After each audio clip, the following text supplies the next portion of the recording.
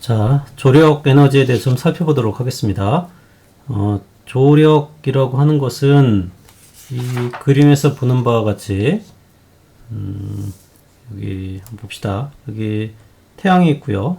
그 다음에 지구가 있고 여기 이제 달이 있죠. 그래서 이 달이 지구 주위를 회전하면서 그 달과 이 지구 사이의 인력의 차이에 의해 가지고 이 바닷물의 높이가 변화하는 이 높이 차를 이용해서 우리가 다양하게 에너지원으로 활용할 수 있는데 이 에너지를 이용해서 발전하는 걸 뭐 조력 발전이라고 하고요. 이와 같은 지구하고 달 사이 그 인력에 의해서 달의 인력에 의해 가지고 그 지구가 끌림에 의해서 발생하는 바다의 흐름, 그걸 우리가 또 조류, 여기서는 조류 그렇게 얘기를 하죠. 그래서 잠깐 살펴보면 이 조류라고 하는 것은 지구상에서 두 번의 만조와 두 번의 간조가 일어난다 이렇게 되어 있습니다. 그래서 이 그림에서 보는 바와 같이 여기 달이 있고요. 그 다음에 지구가 있을 때 지금 이런 위치에 있을 때 이 양쪽에서 이제 만조가 발생하는 거죠. 그리고 나서 달이 이제 90도 이 회전을 하면 지구가죠. 지구가 이제 90도를 회전을 하면 어떻게 되겠어요? 이제 반대 방향으로 지금 D하고 B점에서 이렇게 그 바다가 이 벌지라고 하는데요. BULG 벌지가 되는 위치가 이 지구가 4분의 1바퀴 돌면 이 앞쪽 여기 이 그림에서 보면 앞하고 뒤쪽이 다시 벌지가 되겠죠. 그리고 나서 180도 다시 회전을 하게 되면 D하고 B 위치가 바뀌면서 어떻게 보면은 그쪽이 다시 그 벌지가 되죠. 그러니까 만조가 되려면 지구가 180도 회전을 해야 되겠죠. 그런 의미에서 보면은 하루는 24시간이니까 이 두 만조 사이는 대략 12시간이 되는데 그 시간은 12시간 25분 정도 된다. 이렇게 여러분들이 알아두시면 될 것 같아요. 그래서 보통 만조, 밀물과 썰물이라고 보통 할 때요. 밀물이 오는 시간과 그리고 다시 썰물로 되는 시간, 그리고 다시 밀물이 되는 시간까지는 12시간, 그리고 이제 썰물이 오는 시간은 물이 이제 쫙 다 빠져나가는 시간은 한 6시간 정도면 또 물이 또 빠져나가겠죠. 그래서 이와 같은 지구하고 달 사이의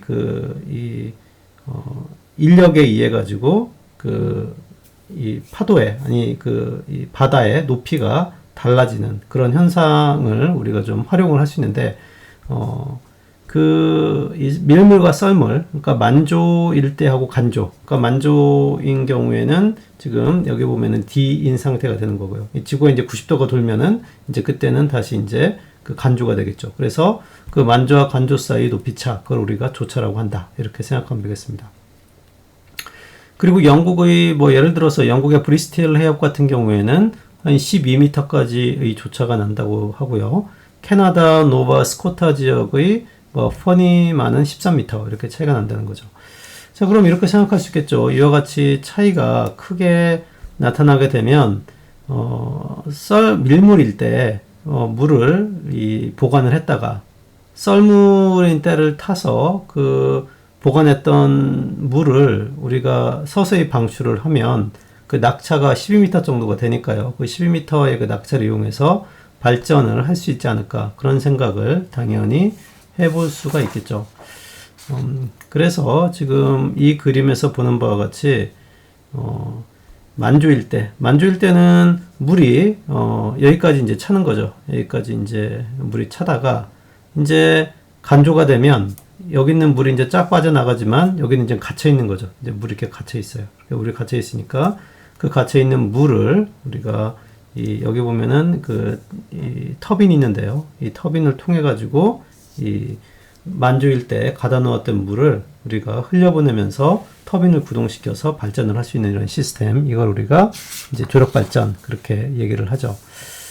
우리 책에 보면 조금 더 이 교과서를 보면 좀 더 자세하게 구체적인 그 조석의 어떤 높이를 이렇게 나타내고 있는데요. 방금 살펴본 바와 같이 이 달 위치부터 그 바닷물의 그 높이까지 그 길이를 S라고 이렇게 표현을 하면 그 S분의 1이 우리 교재에 있는 것처럼 이와 같은 형태로 표현이 될 수 있다고 그래요. 그래서 특히 이 S는 그 그림 방금 여러분한테 보여준 그림처럼 이렇게 우리 바다의 끝이죠. 바다 높이의 끝이에요. 그래서 이 S분의 1이 이와 같은 형태로 표현이 되는데, 특히 이제 세 번째 항이 지금 실제로 지구하고 달의 위치 에너지를 통해서, 인력을 통해서 나타나는 값이에요. 그래서 첫 번째 항과 두 번째 항은, 그러니까 첫 번째 항은 여러분들이 교재에서 보는 것처럼 힘을 산출하지 않는다라고 되어 있고요. 두 번째 항은 그 원심력하고 그 균형을 이루는 힘이에요. 그러니까 이 지구하고 달과의 인력과 그 원심력하고의 균형을 이루는 힘이기 때문에 특별히 어떤 그 수위에, 그러니까 바다의 높이를 결정하는 요소는 아니고요. 이 세 번째 항이 바로 그 달과 지구의 결합 효과에 의해서 위치 에너지를 나타내는 항이에요. 그래서 보면은 그 GHG라고 하는 그 위치 에너지하고요. 그 다음에 이 S분의 1의 세 번째 항에다가 앞에 그 인력의 항, 이 중력과 속도를 곱한 이 항을 지금 곱해가지고 우리가 그 세타에 따른, 여기서 보면 이게 세타죠. 이 세타에 따른 이 물표면의 높이를 우리가 계산할 수 있는데요. 바로 이와 같은 형태로 표현이 되는 거예요. 그래서 이 최대 높이, 우리가 지금 말하고 있는 그 조수 간만의 차에서의 최대 높이는 md 세제곱분의 mr의 4제곱 이런 형태로 되어 있는데요. 여기서 보면은 그 r은 여기서 보면은 그 지구의 반지름이죠. 그 다음에 이 d는 달하고 그 다음에 그 지구의 그 중심까지 거리가 되겠고요. 그 다음에 이 m하고 m은 이 지구의 무게하고 달의 무게의 비가 되겠죠. 그래서 이 hmax 값을 구해낼 수 있다는 거죠. 자, 그래서 여러분 한번 상식적으로 한번 알아보도록 하고요. 뭐 그런 것도 예전에 보면 많은 얘기가 있었죠.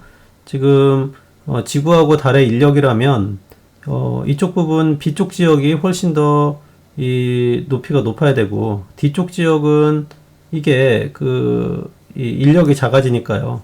이쪽은 높이가 낮아야 되는데 왜 어째서 양쪽이 이렇게 되느냐, 그런 궁금증들이 굉장히 많았죠. 그래서 이 궁금증들이 결국 뉴턴이 나오기 전까지는 풀리지 않았는데, 그 지구하고 달하고의 그 인력의 상대적인 차이, 그러니까 여기 지구도 사실은 달하고의 인력이 있는 거죠.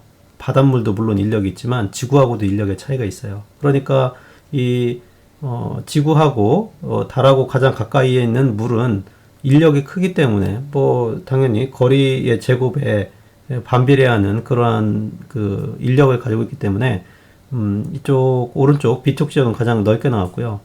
그 다음에 이 지구도 끌리죠. 지구도 이 달에 끌리죠. 달이 지구에 끌리는 것처럼 달도 지구에 끌리는데요. 그 끌리는 정도가 얘는 이 뒤쪽에 있는 바닷물보다 더 끌리게 돼 있는 거죠. 그러니까 상대적으로 이 지구 자체가 더 오른쪽으로 시프트하는 그런 효과가 있기 때문에 여기 D는 상당히 멀리 있어도, 가만히 있어도, 크게 가만히 있어도 이 부풀어 오르는 효과가 있는 거죠. 왜냐하면 지구가 더 달에 의해 가지고 더 끌려가기 때문에 이쪽 뒤쪽에 있는 그 물은 비록 인력이 작아도 그냥 가만히만 있어도 지구가 더 상대적으로 지구에 끌리는 효과가 있어 가지고 이쪽도 더 이렇게 볼지하게 이렇게 나오는 그런 현상이 되는 거죠.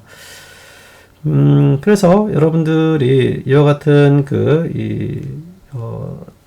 조석이라는 어떤 그런 물리적인 의미가 있다, 그런 거고요. 그리고 방금 이렇게 되고요.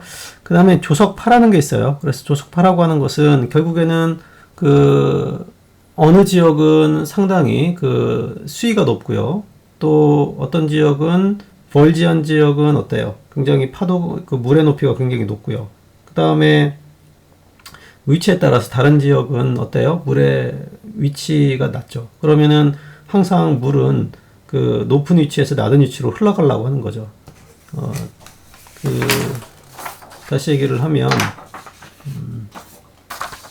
지금 이 위치는 상당히 물의 높이가 이 정도에 해당되는데 좀 입체적으로 생각해서 안쪽으로 한번 들어갔다고 합시다. 그러면은 이 90도, 얘가 90도로 가면서 점점 수위가 더 낮아지게 될 텐데요. 그러면 이 높은 쪽에 그 물에 있는 수위는 뭐 예를 들어서 이와 같은 높은 수위를 차지하는 거고요. 점점 지나가면서 수위가 낮아지게 되겠죠. 왜냐하면 지구하고 달 사이의 인력이 틀려지니까요. 그러면 높은 데 있는 물이 당연히 낮은 데로 흐르려고 하는데 그거에 의해서 발생하는 게 또 어떻게 보면 사실 그 조류죠.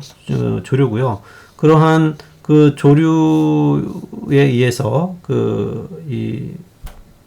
어떻게 보면은 그 발생하는 그 높은 데서 낮은 데로 물이 흘러가는 그 속도가 어떻게 되느냐. 그걸 바로 조석파라고 해요. 그러니까 물의 속도가 한쪽은 높고 그 바다의 위치가 다른 쪽은 바다의 위치가 낮기 때문에 높은 데서 낮은 쪽으로 물이 흘러갈 텐데요. 그 흘러가는 물의 속도, 그걸 바로 조석파라고 해요. 그래서 그 조석파는 루트 중력과 속도에다가 그 h0 그 물의 높이에 해당되는 값을 가진다는 얘기죠. 그래서 이 그림에서 보는 바와 같이 이 조석파의 속도는 이 평형 위치 h0라고 하는 이 평형 위치의 높이에다가 그다음에 루트 이 g 값을 곱해준 값이랑 같아요. 그 이 얘기는 뭐냐면 h0 깊이가 깊으면 깊을수록 이 파도의 속도가 빠르다는 얘기죠. 이 파도라고 쓰진 않을 거예요. 파도는 정확하게는 아니고요. 그 이런 조석파의 속도가 이게 빠르죠. 그 이유는 아무래도 이 높이가 높으면 높을수록 어때요? 보다 높은 그 위치 에너지를 가지게 돼 있는 거죠. 이게 그 위치가 높으면 높을수록 위치 에너지가 크기 때문에 그 이 깊이가 깊을수록 훨씬 더 조석파가 더 커지는 거죠. 그러니까 위치 에너지가 크니까 더 빨리 떨어지죠. 에너지가 크니까. 그래서 그러한 그 원리로 해가지고 이와 같은 조석파의 속도가 나온다. 그렇게 생각하면 될 것 같아요. 그리고 이와 같은 그 이 조수간만의 차를 이용해서 우리가 이 발전을 할 수 있는데요. 그 발전하는 그 시스템 우리가 조력을 이용해서 하는 조력발전 시스템 그렇게 얘기를 하고 있어요. 그래서 조력발전에 대한 기본적인 원리는 여러분들한테 아까 이렇게 설명했듯이 한쪽을 이와 같은 그 타이달 베리어를 만드는 거죠.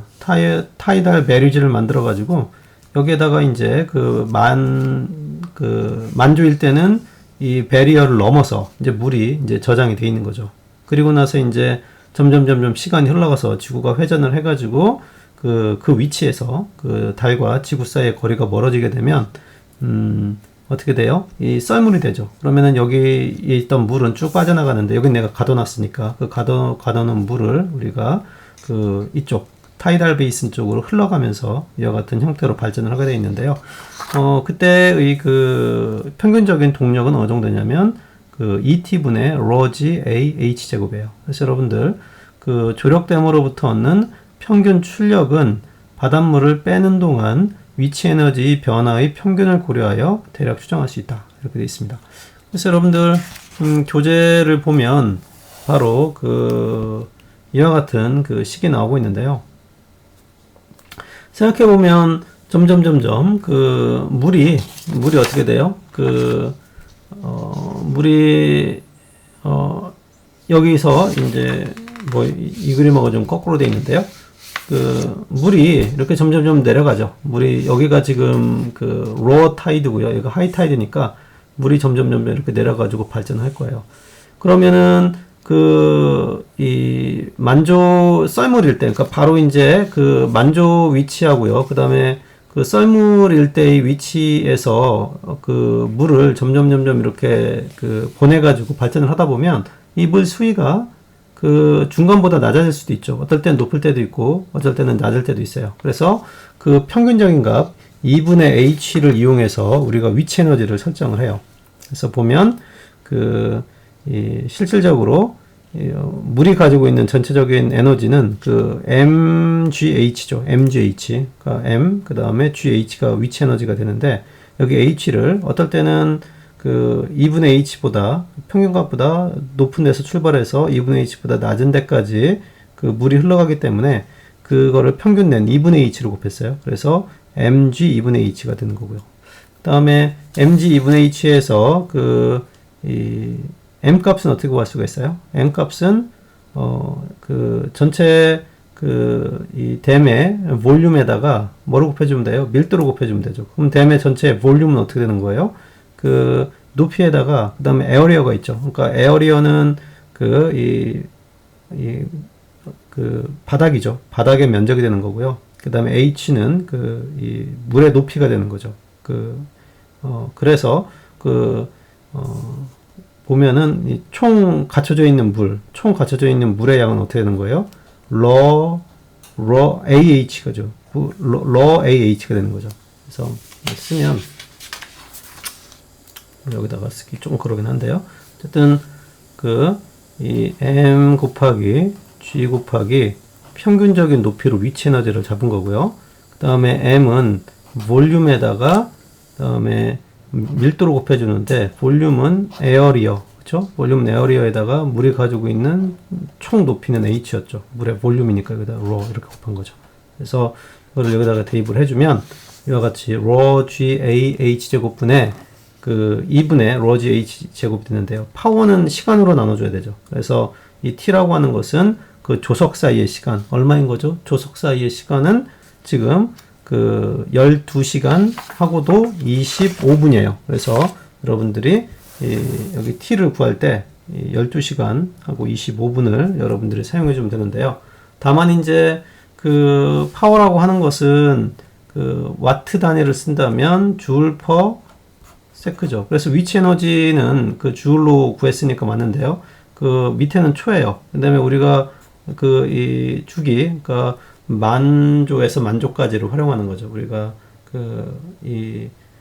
만조가 다시 만조가 돼야지 쓸 수 있는 거죠. 그러니까 어떤 물을 다시 가둬 놓으려면 만조에서 만조까지의 시간이 필요한 거죠. 그래서 그거를 평균적으로 내가 만조에서 만조까지 이 물을 배출해서 사용한다. 그런 의미에서 보면 12시간 25분이 되는 거고요. 12시간 25분을 여러분들이 초로 바꿔줘야지만이 이 정확한 파워를 계산할 수 있으니까 여러분들 예제 4.3 여기 보면 예제 4.3이라는 게 있는데요.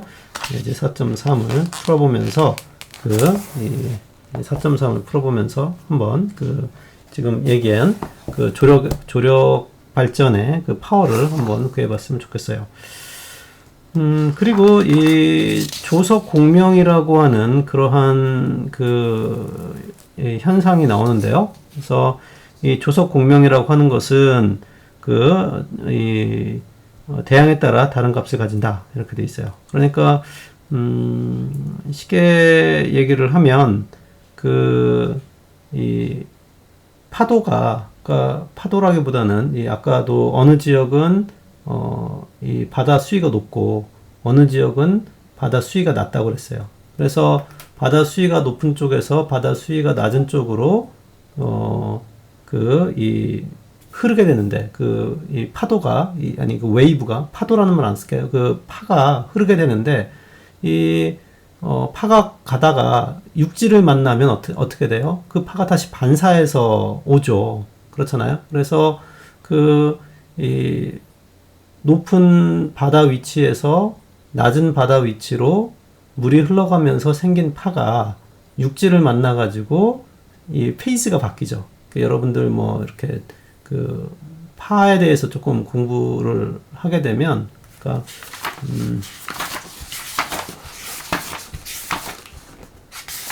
뭐 이런 얘기 들어봤죠. 그래서 여기다가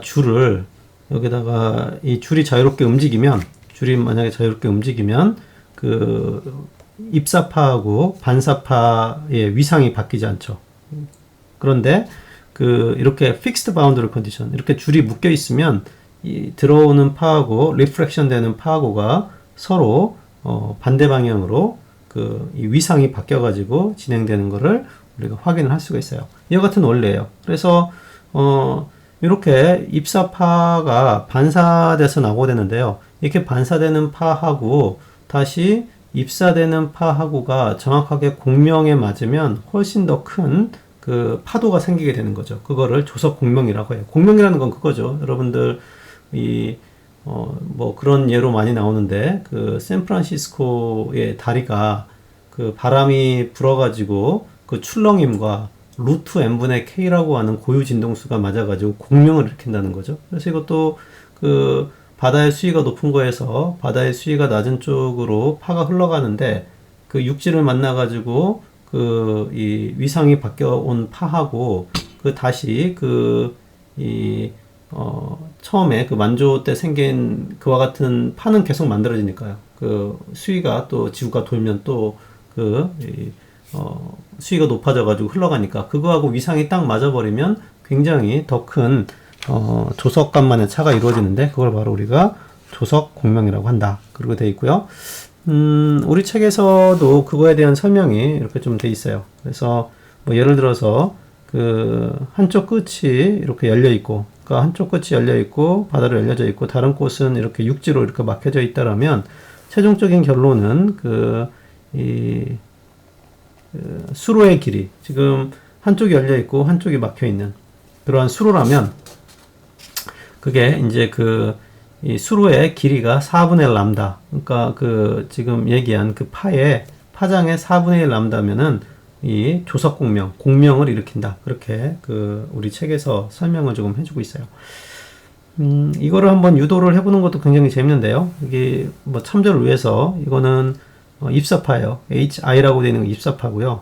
그 다음에 그 UR이라고 되어 있는 것은 reflection 반사파예요. 그래서 이거에 이 KX는 진폭이죠. 진폭은 변하지 않고 얘의 그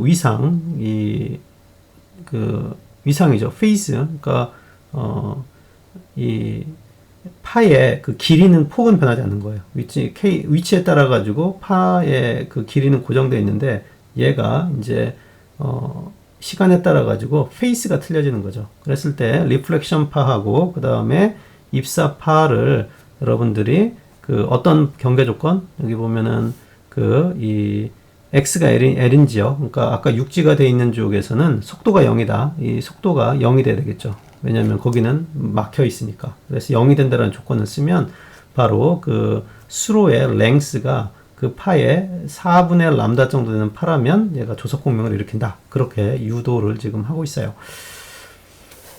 그리고 또 다른 예도 우리 얘기를 하고 있는데요. 여기 보면은 대서양의 너비가 4,000km이고요. 평균 수심이 4,000m, 그러니까 4km 정도 된다고 그래요. 그래서 천의 이론에 따르면 파도의 속도는 루트 GH0였었죠. 아까 천의 이론 뭐였었죠? 그러니까 한쪽은 바다의 위치가 높고 한쪽은 바다의 수위가 낮아가지고 높은 데서 낮은 쪽으로 이 파가 생기게 되는데 그 파의 속도는 루트 GH0라고 했어요. 그래서 높이가 깊으면 깊을수록 더 많은 위치 에너지가 커가지고 더 빠른 그 파가 만들어지는데 그게 대략 200m/s예요. 그리고 조석의 주파수는 얼마냐면 방금 얘기한 것처럼 그 4.5 곱하기 10의 4제곱 이거는 초로 바꾼 거예요. 12시간 하고도 25분을 초로 바꾸면 바로 2 곱하기 10의 마이너스 5제곱의 초당 이렇게 됐는데요. 이렇게 계산을 해주면 대략 이 파의 파장이 10의 4제곱 정도 돼요. 그러니까 아까 이 10의 4제곱이면 이 파가 굉장히 파장이니까 굉장히 큰 파장이 생기는 거죠. 굉장히 큰 파장이 생기는데요. 그래서 이거는 대서양 너비 2배, 정확히 2배는 아니죠. 이게 8,000km니까 정확히 2배는 아닌데, 그래서 그 공진이 2배이므로 공진이 발생할 수 있고 파도가 높아진다. 이렇게 되어 있는 거죠. 그래서 한번 곰곰이 한번 생각해 보면 그 파도의 파장이 파도의 파장이 예를 들어서 10,000km이고 그 다음에 대서양의 너비가 그 다음에 이제 4,000km 정도 되면 얘가 이 페이스가 서로 맞아가지고 그러니까 전체 길이가 뭐 2배는 아니지만 8,000km였다고 합시다. 10,000km인데 그리고 이 대서양의 너비가 이제 얘는 지금 파장이니까 파장이라는 건 뭐예요? 이렇게 되는 게 파장이죠. 파장이에요. 그리고 대서양의 너비는 얼마라는 거예요? 대략 한 4,000km. 킬로미터니까 얘가 이렇게 이거하고 여기서 돌아오는 반사하는 이렇게 들어갔다가 이게 반사하는 그 파도하고가 서로 더 커져가지고 얘가 이렇게 더 큰 공명을 이룰 수 있다. 그게 바로 지금 얘기하는 조석공명. 그렇게 여러분들이 생각하면 될 것 같아요. 그리고 그 한쪽이 밀폐되어 있는 한쪽이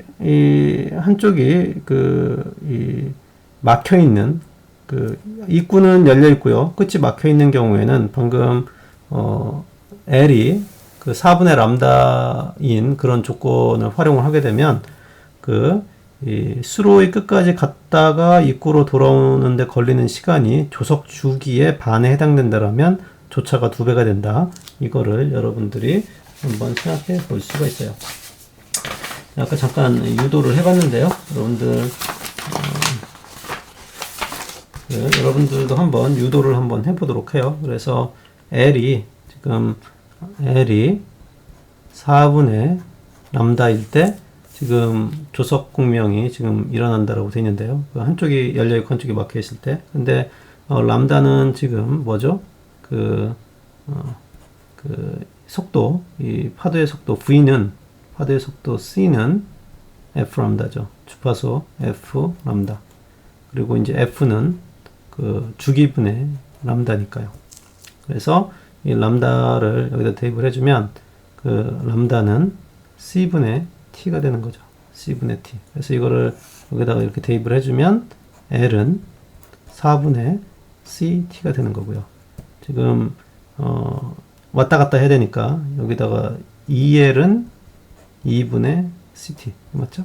그래서 우리가 지금 구하려고 하는 것은 우리 뭐 예제 4.4에도 있지만 만약에 이 식을 이용하면 우리가 t로 돼 있죠. 우리 책에서는 2분의 t로 돼 있어요. 2분의 t. 그래서 2분의 t는 주기의 반이 c분의 2l이 되는 거죠. 그래서 c는 아까 얘기한 것처럼 1000의 파이로 내에서 중력에다가 높이를 곱해주고요. 다음에 왔다 갔다 하는 수로를 한번 갔다가 수로가 오는 그게 이제 2배의 반. 그러니까 여기 보면 조석 주기의 반이 바로 2분의 t가 되는 거고요. 수로의 끝에서 입구로 돌아오는 거는 바로 2L이 되는 거죠. 그래서 이렇게 돌아오는데 걸리는 시간, 이거는 랭스고요. 이건 초니까, 이거는 그렇죠. 이거는 길이고, 이거는 속도니까 길이를 속도로 나누면은 시간이 되는 거죠. 그 시간이 조석 주기의 반이 되면 조차가 2배가 된다는 거를 우리 책에 있는 내용을 통해서 유도를 할 수가 있어요. 그런데 이와 같은 조력이 이와 같이 이용하는 방법도 있고요. 이 4.10절과 같이 조류의 운동 에너지를 이용하는 거고 있어요. 그러니까 이 조류 만조가 됐을 때 물을 가다 놓고 간조가 됐을 때 썰물일 때 흘려주는 그건 위치 에너지를 이용하는 거고요. 조류라고 하는 것은 밑에서 흘러가는 거죠. 왜냐면 이 물의 수위가 높은 데서 물의 수위가 낮은 데로 가니까 그거는 바닥만 흐르는 건 표면만 흐르는 게 아니라 높이 차이해 가지고 물이 흘러가는 거죠. 물이 흘러가는 거 안쪽에다가 이와 같은 풍력과 똑같은 이와 같은 블레이드를 설치를 하면 이 조류에 의해 가지고 이 블레이드를 돌릴 수가 있겠죠. 이런 걸 활용해 가지고 우리가 발전을 할 수 있는데 그거는 조류의 운동 에너지를 이용하는 거다. 그렇게 여러분이 생각하면 될 것 같아요. 그리고 이제 조력댐 같은 거를 설치를 해 가지고 여러분들이 아까 베리어라고 그랬죠. 그래서 타이달 베리어 같은 이 타이달 베리어를 만들면 어떻겠어요? 다양한 이 오픈씨, 여기가 타이달 베이슨. 아까 설명을 좀 거꾸로 한 것 같은데요. 타이달 베이슨 여기다가 물을 가다 놓는 거죠. 여기다 물을 가다 놓고 오픈씨에다가 물을 이렇게 보내는 거죠. 약간 이쪽으로 내가 얘기를 했는데 거꾸로 됐죠. 타이달 베이슨에다가 밀물일 때 물을 가다 놓고 썰물인 경우에 오픈시에다 버리는 거예요.